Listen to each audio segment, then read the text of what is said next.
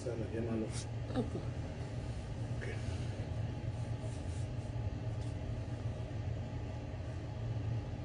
Inside life. That be Mrs. Nwoko. You've been listening to teacher. Mrs. Nwoko. All right, this is Inside Life. Inside Life is here, Abby. So I have. Inside life is somewhere else before. No, not here. Not here. Not here. All right, ladies and gentlemen, you are welcome to the very first edition of Inside Life. Fiber Life. Inside life. Fiber Life. You know that kind of dance, right? Inside life. It's going to be a very crazy program where we discuss everything that has this to human do with touch. life. Yeah, with life. Everything that has to do with life. You don't know her, but I know her. But maybe she wants to talk to you about who she is. Do I? Yes, please. You want me to?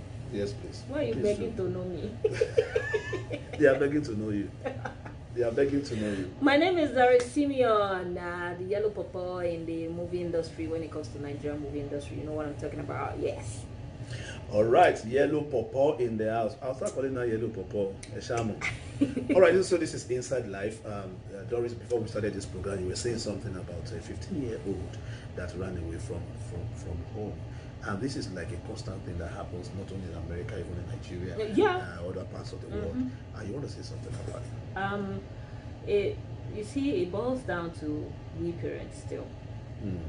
It boils down to we parents. How do we relate with our kids, especially when they are growing up? You know, growing up. So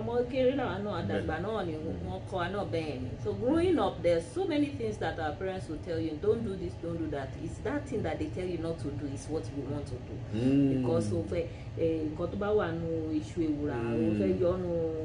please give me the Yoruba now. This Yoruba man said no even know I'm not like too conversant with Yoruba, you know what I'm saying? Excuse me?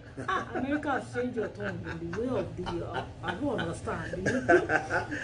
So it's that thing that we the parents want tells you not to do is what we always want to do. I guess that's still what is happening with these kids, but we should know that now that Ojutila everything is on the internet. You need to communicate with these kids. Communication. You see that thing that you say they shouldn't do. Please tell them. Let them know about it.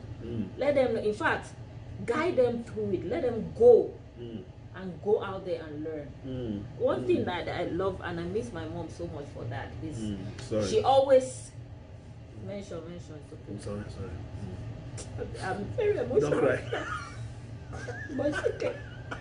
It's okay. But you have to do money learning. Ben. What is that? Ben. Ben. I don't like that. Ben. It's paining me. It's peppering me in the body. All right, they are waiting for you to conclude what you're saying. Please. So it's that thing that my mom will always say that. Have you gone to this thing? No, you need to go and experience it. That way, you will come back home and come and gist me.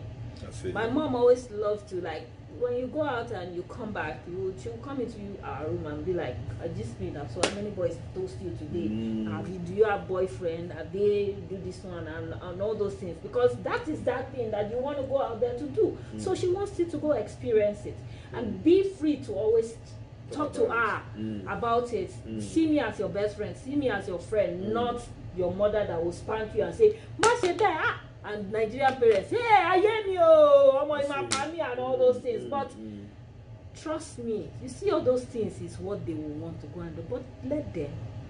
But they will be the one that will come back home. All right. I mean, I like what you're saying. I agree with you totally. Miss, look like Miss Pepper here with your glasses. So, I mean, I understand. You don't concern me. They don't concern you. I understand fully your angle. But in America, we have seen that a whole lot of Nigerian parents have lost that touch of discipline. There's no longer discipline in most homes, especially for those who are from Africa or from where we come from. You know what I'm saying? There's this cliche. They always say, "I'm American, they're feeling." You know, and because of that, they take a whole lot of things for granted. no discipline, they call nothing. It spare the rod and spoil the child. That's what's going on right now. And I've noticed too, Doris, and Inside Life will be talking a lot about this. I've noticed too that a child of 6 months old, 8 months old, 1 year old, 2 years old, so that they won't disturb their parents, they always hand over to them phones. Now, if you go to most homes, you see a child of 6 months playing with a phone, a child of 1 year, 2 years playing with a phone.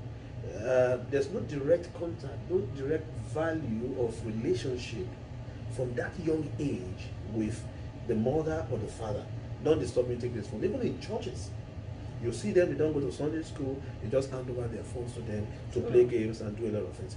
Now, for me, I see that as the beginning of all these problems that we're having today.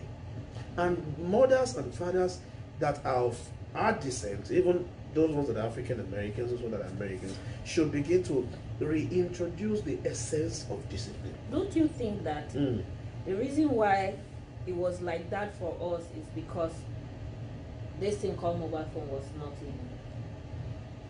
in circulation then? Okay, that's true.